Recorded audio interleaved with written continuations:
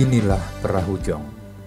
Perahu kecil tanpa awak ini masih populer sebagai permainan rakyat di wilayah Provinsi Kepulauan Riau. Namun seiring kemajuan zaman, peminat permainan ini dari waktu ke waktu kian berkurang. Peminat perahu jong saat ini tinggal dari kalangan orang tua-tua saja, sedangkan dari kalangan generasi muda sangat minim sekali. Itu pun hanya sebatas memainkan saja. Mereka tidak mengetahui sama sekali cara membuat perahu jong ataupun nilai-nilai yang terkandung dalam permainan ini.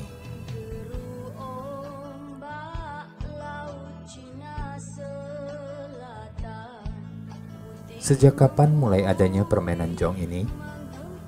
Tidak ada yang mengetahuinya dengan pasti. Namun demikian, permainan ini sudah dikenal dan diwariskan secara turun-temurun sejak adanya Kerajaan Melayu. Permainan jong pada umumnya adalah permainan para nelayan, yang pada mulanya dahulu dimainkan oleh anak-anak sambil menunggu kepulangan orang tuanya dari laut mencari ikan. Anak-anak nelayan dahulu meniru bentuk perahu layar yang dipakai orang tuanya. Mereka membuat perahu layar mini tanpa pengemudi yang dilepaskan di laut menuju pantai atau darat.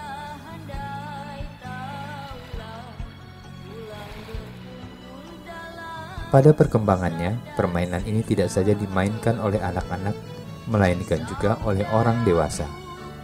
Para nelayan memainkan jong apabila mereka tidak pergi melaut, terutama pada waktu angin sangat kencang. Mereka memainkan jong untuk mengisi waktu luang agar tidak bosan di rumah. Untuk memainkan jong tidaklah mudah, dibutuhkan keterampilan khusus. Selain diperlukan perahu yang seimbang agar tidak tenggelam atau oleng, juga pengetahuan tentang angin. Apabila tidak menguasainya, jong akan terbawa arus ombak dan tidak akan berjalan lancar. Permainan jong tidak dapat dimainkan sembarang waktu. Permainan ini hanya dapat dimainkan apabila ada angin kencang. Oleh sebab itu, jong ramai dimainkan oleh masyarakat Melayu pada waktu musim utara dan pada musim selatan. Pada musim ini, arah angin bertiup dari laut ke darat. Permainan jong dimainkan oleh para nelayan pada siang dan sore hari.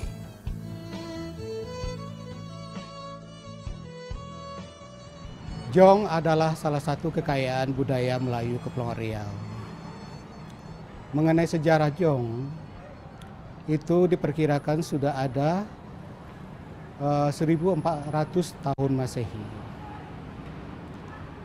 Awalnya, Jong itu dimainkan oleh anak-anak dan lokasinya bisa di lopak atau di laut. Lopak di sini kami jelaskan adalah suatu genangan air pada air surut di pantai. Nah, itu dimanfaatkan oleh anak-anak untuk bermain jong. Jong awalnya dibuat dari nipah dan layarnya dibuat dari daun pisang muda gitu. Itulah yang dibuat oleh anak-anak pada awalnya. Perkembangan berikutnya, jong ini berkembang dimainkan tidak hanya oleh kalangan anak-anak, tetapi juga remaja dan kalangan orang tua. Jong ini dimainkan oleh anak-anak pada petang hari, petang menjelang maghrib. Jadi sore hari atau petang hari itu anak-anak bermain, itu sambil menunggu orang tuanya pulang dari bernelayan. Begitulah nilai yang ada di dalam jong itu, bagaimana seorang anak memperhatikan orang tuanya, menunjukkan kasih sayang kepada orang tuanya. Nah, akhirnya menjadi dilombakan jong ini, dilombakan. Nah, disitulah pada waktu di perlombaan itu sudah mulai terjadi variasi ukuran jong. Dibuat dari kayu tertentu, kemudian terjadi variasi. Panjangnya ada yang 160 sampai 220. 120 sampai sekian gitu. Kemudian ada 120 ke bawah. Jadi bervariasi panjangnya jong. Begitu juga kalau bervariasi panjangnya, bervariasi pula lebarnya. Nah, perkembangan jong itu alhamdulillah sampai sekarang ini cukup mengembirakan. Perlombaan-perlombaan itu sudah sejak lama dilakukan oleh masyarakat Kepulauan Riau. Di antaranya dari Lingga, dari Kabupaten Karimun, Kabupaten Bintan. Nah, itu sangat luar biasa perkembangan jong. Lomba jong itu, anak-anak bermain jong itu antara bulan Agustus, November, Desember. Dia melihat situasi angin dan melihat letak geografis. Di sini masyarakat kearifan itu menyesuaikan dengan lokasi geografis keberadaan mereka. Kearifan yang terlihat di situ.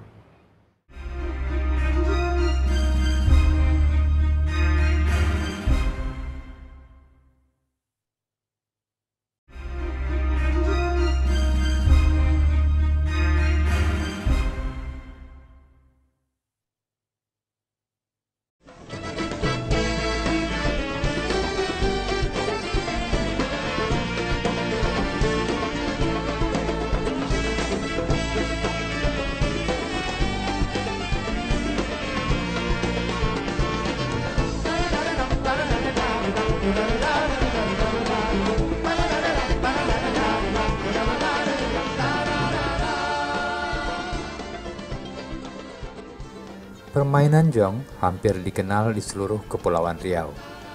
Bentuk dan cara memainkannya pun sama. Oleh karena itu, masyarakat Melayu Kepulauan Riau sangat menggemari dan mengenal permainan ini.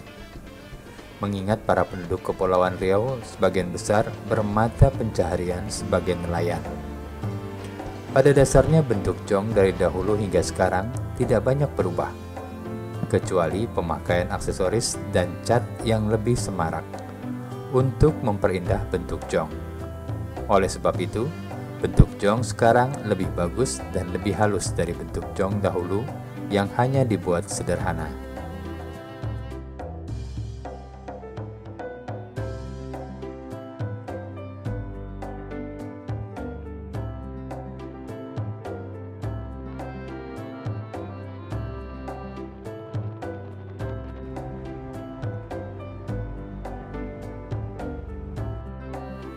Jong terbuat dari kayu yang sangat ringan. Biasanya masyarakat seakan memilih kayu pulai untuk bahan jong.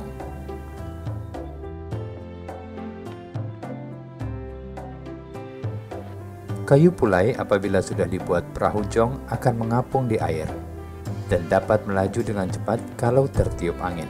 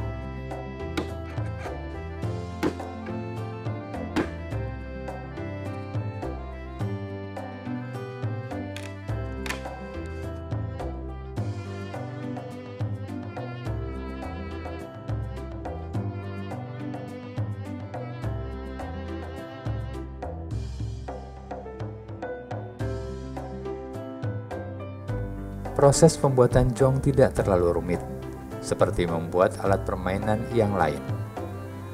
Namun demikian, apabila ingin mendapat hasil yang memuaskan, pembuat harus tekun dan teliti karena ada bagian-bagian dari pembuatannya yang harus betul-betul diperhatikan. Cara membuatnya dapat dikatakan mudah, dan alat-alat yang dipergunakannya juga sederhana, seperti parang, kapak, gergaji, pahat, paku, amplas, cat, dan palu. Dari awal itu kan awalnya kita nebang kayu, namanya kayu pulai. Nah, lepas itu habis kita potong kayu itu, kita bawa pulang langsung kita bikin. Nah, terus itu kita bikin dasarnya dulu, udah jadi dipasang saut, dipasang apa, di amplas. Nah, terus itu udah kira-kira udah cukup, tipis, ringan. Ya mungkin kita ukur seimbangnya itu, dibikin layarnya itu, dan juga dibikin KT, dan juga batang KT juga KT yang juga bikin langsung. Tuh. Menurut orang tua saya bikin ya kayak gitulah, gitu kan. Nah, tapi kalau bentuk sauknya itu mungkin bisa kita rubah, gitu kan. Nah, atau model yang lama atau yang sekarang kita rubah.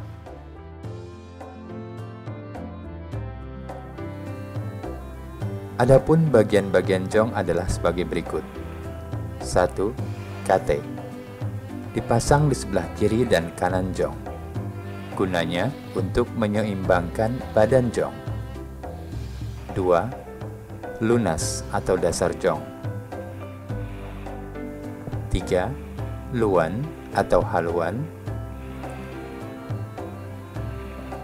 4. Layar untuk mendorong agar jong berjalan dengan cepat. Pada zaman dulu, layar jong terbuat dari kain. Namun sekarang, selain kain, masyarakat juga mempergunakan bahan plastik. 5. Tali daman dan tali dogang untuk menyeimbangkan layar. 6. Kemudi untuk mengarahkan jong ke tempat yang dituju. Jong yang telah dibuat dengan rapi dan teliti, selain untuk dimainkan atau diperlombakan, juga memberikan nilai estetika yang dapat dijadikan hiasan ataupun souvenir.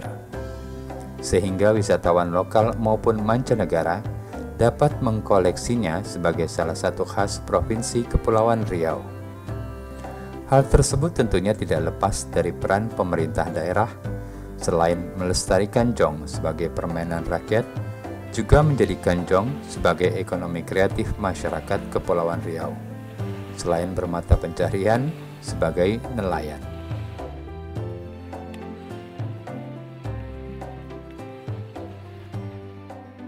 Saya mengenal jong ini dari usia kelas 4 SD gitu.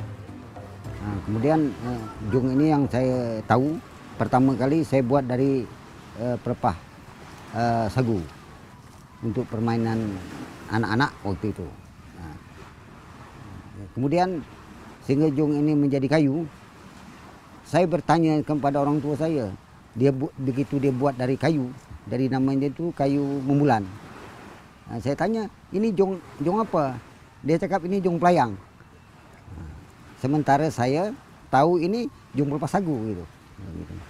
Jadi saya ceritakan lagi, apa nama pelayang itu? Gitu. Apa sebab digelar itu pelayang?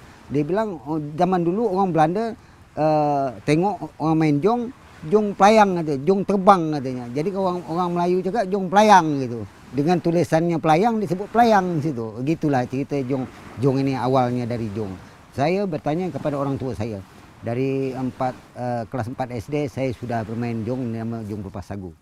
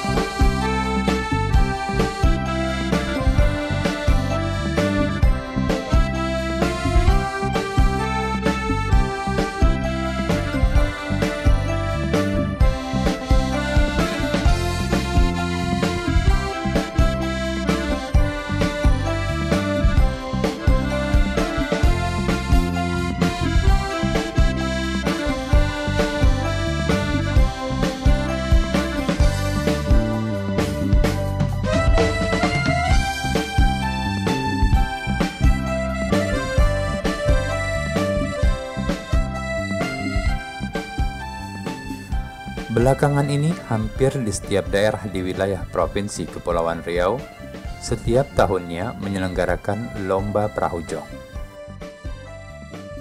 Terutama pada perayaan ulang tahun kemerdekaan atau event-event kebudayaan lainnya. Dalam perlombaan, para pemain jong hanya meluncurkan jong dari tengah laut menuju pantai. Jarak yang harus ditempuh oleh setiap jong ditetapkan kurang lebih 500 meter dari pantai. Adapun jong yang paling dulu sampai di pantai dinyatakan sebagai pemenang atau juara lomba.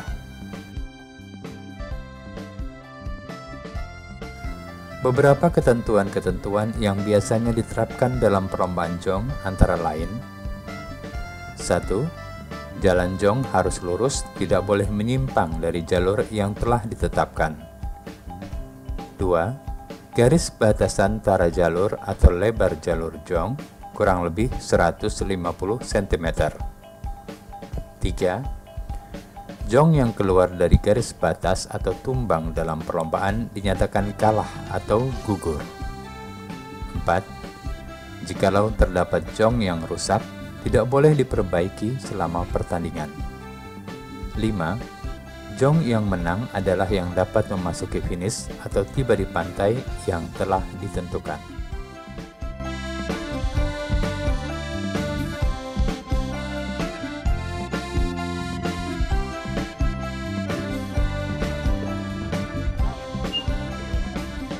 Kalau perlombaan ini melihat eventnya atau besar kecil. Kalau misalnya event kecil, itu kan dia tidak ada panitia. Kalau event besar seperti Tanjung Pinang buat, itu ada panitia, 3 kategori panitia: panitia laut, star, finish, panitia di bangku, di meja gitu.